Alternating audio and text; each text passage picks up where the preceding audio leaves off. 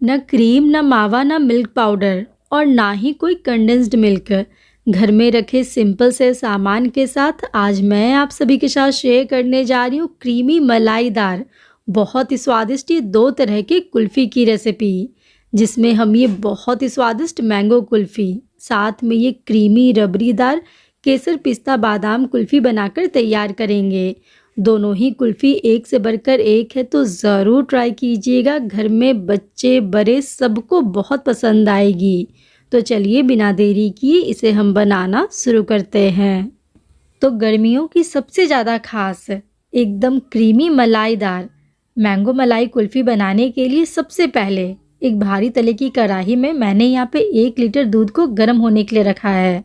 Gas को on करेंगे और फ्लेम को हाई पे रखेंगे और जब तक कि दूध में उबाल आना स्टार्ट नहीं हो जाता, हर आधे आधे मिनट में इसे हम लगातार चलाते रहेंगे ताकि दूध तले से लगे नहीं। देखिए दूध में उबाल आने लगा है, तो अब इस स्टेज पे गैस की फ्लेम को मीडियम पे करेंगे और दूध को लगभग 12 से 15 मिनट के लिए पकाएंगे, या फिर जब तक कि गाढ़ा होकर ये आधा नहीं हो जाता। बस इतना ध्यान रखिएगा कि हर 2-2 मिनट में इसे हमें लगातार चलाते रहना है ताकि तले से दूध जले नहीं। और किनारों पे ये जो मलाई जमने लगती है ना, इसे भी खरोच के हम दूध में ही मिलाते जाएंगे ताकि दूध और भी ज़्यादा थिक हो जाए। धीमी धीमी आंच पे दूध को पकाने से दूध में एक अलग सा ही सौंधापन आ जाता है, जिससे कि कुल्फी का जो स्वाद है वो और भी ज़्यादा बढ़ जाएगा। तो यहाँ पे गैस की फ्लेम को हाई बिल्कुल मत कीजिएगा। मीडियम फ्लेम पर दूध को पकाते हुए मुझे यहाँ पे पूरे 15 मिनट हो चुके हैं और अब आप देखिए दूध गाढ़ा होकर ये आधे से भी कम हो चुका है। तो अब मिठास के लिए इसमें हम चीनी डालेंगे। तो यहाँ पे मैंने 1/4 कप चीनी डाला है। अगर आप वज़न में देखते हैं तो लगभग ये 50 ग्राम है और अगर आप स्पून से नापते हैं तो लगभग 5 बड़ा चम्मच ये चीनी है। आम का भी अपना मिठास होता है, तो इसमें हमें और ज़्यादा चीनी डालने की ज़रूरत बिल्कुल भी नहीं है। चीनी के घुलते ही देखिए दूध की कंसिस्टेंसी को ये थोड़ा और पतला हो चुका है। तो अब मीडियम फ्लेम पर इसे हम 4 से 5 मिनट के लिए और पकाएंगे। मुझे यहाँ पे 4 से 5 मिनट हो चुके हैं और अब ये पूरी तरह से तैयार है। इससे ज़्यादा दूध को हमें थिक करने की ज़रूरत बिल्कुल भी नहीं है। जैसे जैसे ये ठंडा होगा ये और भी ज़्यादा थिक हो जाएगा। तो गैस को ऑफ करके ठंडा होने के लिए इसे हम साइड में रखेंगे। तो इसे हम 1 घंटे के लिए ऐसे ही छोड़ देंगे ताकि ये पूरी तरह से ठंडा होकर रूम टेम्परेचर पे आ जाए। उसके बाद ही हम कुल्फ़ी बनाना स्टार्ट करेंगे। इधर कुल्फ़ी के लिए मैंने यहाँ पे 3 मीडियम साइज़ के ये पके हुए आम लिए हैं। अगर आप वज़न में देखते हैं तो लगभग ये 600 ग्राम है। आम को मैंने पानी से अच्छे से धो लिया है। अब सबसे पहले आम को काट कर इसके अंदर का जितना भी पल्प है उसे हम निकाल लेंगे। कुल्फ़ी बनाने के लिए आप यहाँ पे किसी भी वैरायटी का आम ले सकते हैं। बस ये ध्यान रखिएगा कि आम अच्छे से पका हुआ और मीठा हो। देखिए स्पून की मदद से स्क्रैप करते हुए आम में जितना भी पल्प था उसे मैंने अच्छे से निकाल लिया है। इधर मुझे यहाँ पे लगभग 1 से 1.5 घंटे हो चुके हैं और अब ये रबड़ीदार दूध पूरी तरह से ठंडा होकर रूम टेम्परेचर पे आ चुका है। तो अब कुल्फ़ी का मिक्सचर बनाने के लिए सबसे पहले ये जो आम का पल्प हमने निकाल कर रखा है ना, उसे एक मिक्सी के जार में डालेंगे। साथ में ये जो मलाई वाला दूध हमने बनाकर रखा है वो इसमें डालेंगे। तो अभी मैंने इसमें आधा ही डाला है ताकि आम अच्छे से ब्लेंड हो जाए। आम के साथ दूध को मिलाने वक्त हमेशा ध्यान रखिएगा कि दूध पूरी तरह से ठंडा होना चाहिए। अगर दूध हल्का भी गर्म रहा तो हो सकता है कि आम के साथ मिलने के बाद ये फट जाए। तो जब दूध पूरी तरह से ठंडा होकर रूम टेम्परेचर पे आ जाएगा उसके बाद ही मिक्सचर को हम तैयार करेंगे। देखिए आम को मैंने एकदम स्मूथ होने तक ब्लेंड किया है। इसमें आम के चंक्स बिल्कुल भी नहीं हैं। अब ये जो बाकी का बचा हुआ दूध है उसे भी डालकर जार का ढक्कन बंद करके सभी चीज़ों को अच्छे से मिक्स होने तक ब्लेंड करेंगे। देखिए बिना किसी क्रीम के एकदम गाढ़ी क्रीमी स्मूथ सा मिक्सचर बनकर पूरी तरह से तैयार है। अब कुल्फ़ी को जमाने के लिए मैंने यहाँ पे मिक्सचर को एक कुल्फ़ी मोल्ड में डाला है। अगर आपके पास ऐसी कुल्फ़ी मोल्ड ना हो तो घर की कोई भी कटोरी या ग्लास में भी आप इस कुल्फ़ी को जमा सकते हैं, या फिर जो चाय और कॉफ़ी वाला पेपर कप आता है उसमें भी आप आराम से इस कुल्फ़ी को सेट होने के लिए डाल सकते हैं। मोल्ड को भरने के बाद इसे हम 2 से 3 बार टैप करेंगे ताकि इसमें जो भी बड़े एयर पॉकेट्स बने हों वो पूरी तरह से निकल जाए। देखिए सेम तरीके से ही एक एक करके मैंने यहाँ पे सभी मोल्ड में मिक्सचर को जमने के लिए डाल दिया है। और जो बाकी का बचा हुआ कुल्फ़ी का मिक्सचर था इसे मैंने आइसक्रीम की तरह एक पेपर कप में जमने के लिए डाला है। कुल्फ़ी में आइस क्रिस्टल ना बने इसके लिए इसे हम एल्युमिनियम फॉयल से अच्छे से कवर करेंगे सिक्योर करने के लिए ऊपर से मैंने एक रबर बैंड भी लगा दिया है। अब चाकू की मदद से सेंटर में हल्का हल्का सा कट लगाएंगे ताकि इसके अंदर हम आइसक्रीम स्टिक लगा सकें। तो बस ये जो कट हमने लगाया है इसकी मदद से कुल्फ़ी में आइसक्रीम स्टिक को सेट करेंगे। और अब ये कुल्फ़ी पूरी तरह से जमने के लिए रेडी हो चुका है। इसे हम 10 से 12 घंटे के लिए डीप फ्रीज़र में रखेंगे। आप चाहे तो पूरी रात के लिए भी रख सकते हैं। तो कुल्फ़ी को मैंने पूरी रात के लिए फ्रीज़र में रखा था और अब आप देखिए ये अच्छे से जमकर पूरी तरह से सेट हो चुका है। मोल्ड में से कुल्फ़ी आसानी से निकल आए, इसके लिए इसे हम 15 से 20 सेकंड के लिए पानी में डिप करेंगे। ध्यान रखिएगा कि पानी गर्म नहीं होना चाहिए। टैप में जो रूम टेम्परेचर का पानी आ रहा है बस वही पानी लेना है। और एक बार हथेलियों के बीच में इसे हम रब करेंगे ताकि हथेलियों की गर्माहट से कुल्फ़ी आसानी से निकल आए। और ये लीजिए एकदम क्रीमी मलाईदार ये मैंगो मलाई कुल्फ़ी बनकर पूरी तरह से तैयार है। इसके क्रीमी टेक्सचर को ही देखकर आप समझ सकते हैं ये कुल्फ़ी कितनी परफेक्ट बनी है। आम के सीज़न में आम से बने मैंगो शेक या लस्सी तो आप कई बार बनाए होंगे। एक बार ये बहुत ही स्वादिष्ट क्रीमी क्रीमी मैंगो मलाई कुल्फ़ी बनाकर देखिएगा। घर में बच्चे बड़े सभी लोग इसे बहुत पसंद करेंगे। अब ठंडी ठंडी क्रीमी केसर पिस्ता बादाम कुल्फ़ी बनाने के लिए सबसे पहले हम दूध को गर्म होने के लिए रखेंगे। तो इसके लिए एक भारी तले की कढ़ाई में मैंने यहाँ पे पूरा 1 लीटर दूध लिया है। घर में आपके जो भी दूध आता हो उस दूध से इस कुल्फ़ी को हम बना सकते हैं। बस ये ध्यान रखिएगा कि टोन्ड मिल्क का इस्तेमाल नहीं करेंगे। जितना दूध में फ़ैट कंटेंट ज़्यादा होगा कुल्फ़ी उतनी ही ज़्यादा अच्छी बनेगी। अब गैस को ऑन करेंगे और फ्लेम को हाई पे रखेंगे और जब तक कि दूध में उबाल नहीं आ जाता हर आधे आधे मिनट में इसे हम लगातार चलाते रहेंगे ताकि दूध तले से लगे नहीं। ये देखिए दूध में उबाल आना स्टार्ट हो चुका है। तो अब कुल्फ़ी के स्वाद को और ज़्यादा बढ़ाने के लिए एक बढ़िया सा फ्लेवर के लिए मैंने इसमें थोड़े से केसर के धागे डाले हैं। अगर घर में है केसर तो ज़रूर डालिएगा और अगर नहीं है तो बिना केसर के भी आप इस कुल्फ़ी को बना सकते हैं। आज जिस तरीके से हम पिस्ता कुल्फ़ी बनाने वाले हैं इसके लिए दूध को हमें घंटों पकाने की ज़रूरत बिल्कुल भी नहीं है। लो फ्लेम पर इसे हम सिर्फ 5 से 7 मिनट के लिए पकाएंगे ताकि दूध अच्छे से पककर ये थोड़ा और ज़्यादा गाढ़ा हो जाए। और जब तक इधर ये दूध पकेगा तब तक हम आगे की तैयारी करेंगे। तो कुल्फ़ी को और ज़्यादा रिच और क्रीमी बनाने के लिए मैंने यहाँ पे 4 बड़ा चम्मच पिस्ता को पूरी रात के लिए पानी में भिगोकर रखा था ताकि ये अच्छे से फूलकर सॉफ्ट हो जाए। देखिए फूलने के बाद इसका जो छिलका है ना वो बहुत ही आसानी से निकल जाता है। तो एक एक करके सभी पिस्ता को हम छील लेंगे। पिस्ता के साथ ही मैंने यहाँ पे 30 से 35 बादाम लिए हैं। बादाम को भी पूरी रात के लिए पानी में भिगो कर रखा था।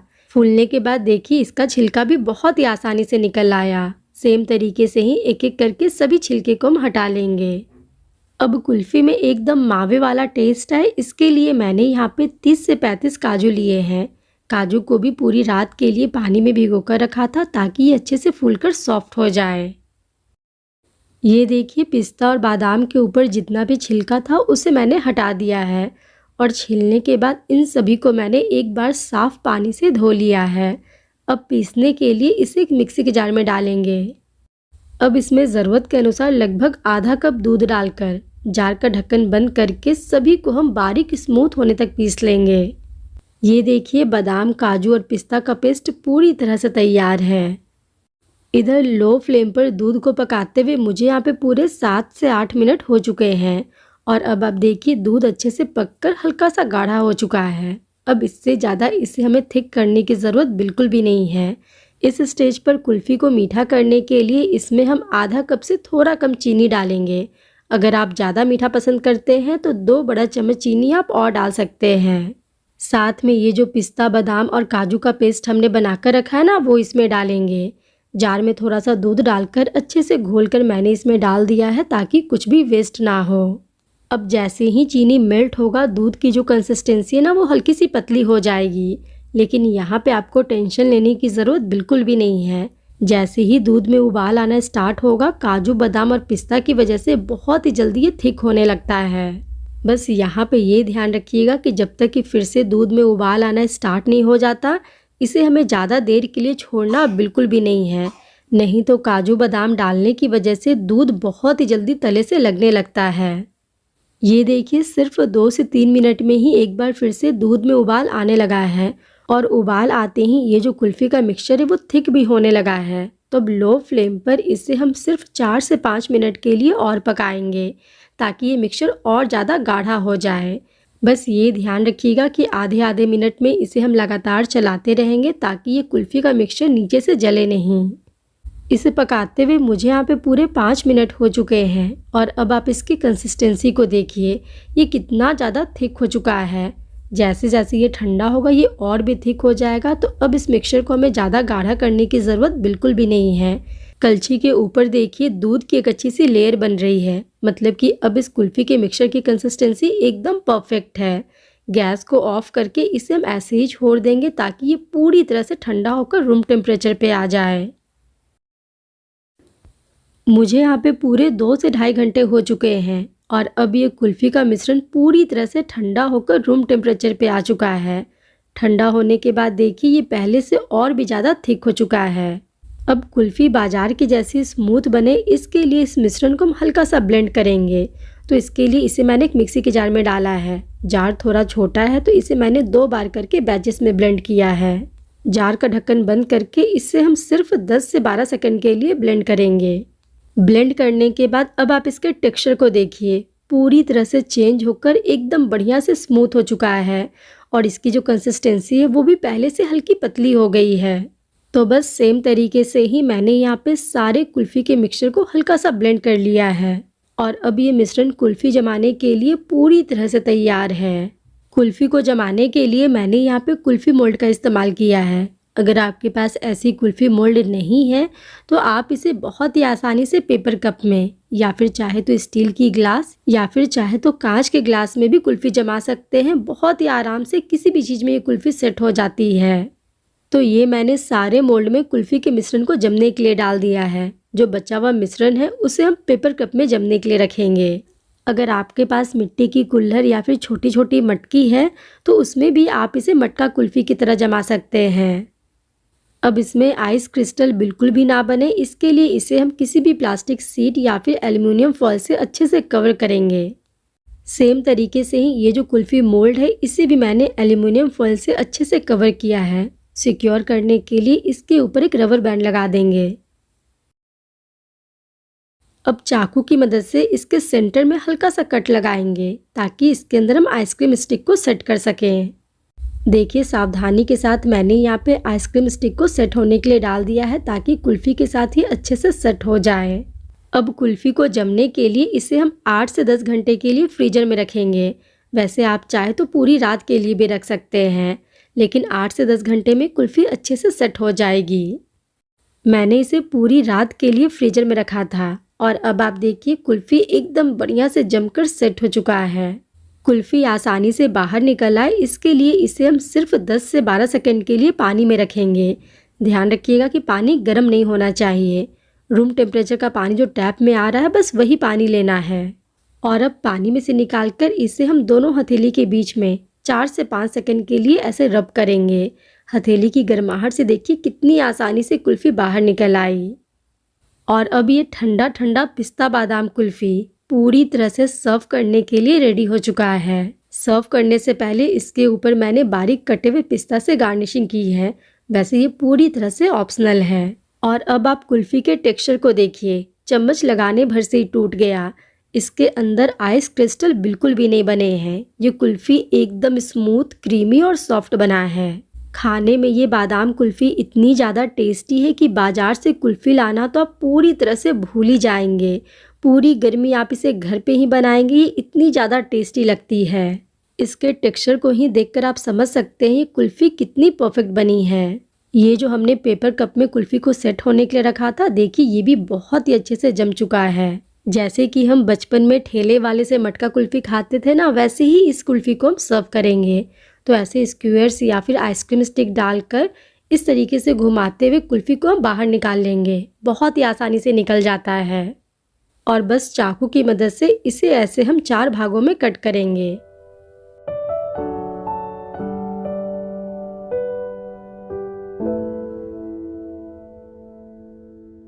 ये देखिए, लग रहा है ना बचपन जैसा वो ठेले वाला कुल्फ़ी। खाने में ये बहुत ही टेस्टी है, तो ज़रूर ट्राई कीजिएगा। और ट्राई करने के बाद अगर आपको पसंद आए तो वीडियो को लाइक, शेयर और अपने चैनल शिवानीज़ किचन को सब्सक्राइब करना बिल्कुल भी ना भूलें। और अपने प्यारे प्यारे कमेंट में मुझे ज़रूर बताएं कि आपको ये रेसिपी कैसी लगी। तो चलिए फिर मिलते हैं एक नई रेसिपी के साथ नई वीडियो में। तब तक अपना खूब सारा ध्यान रखिएगा।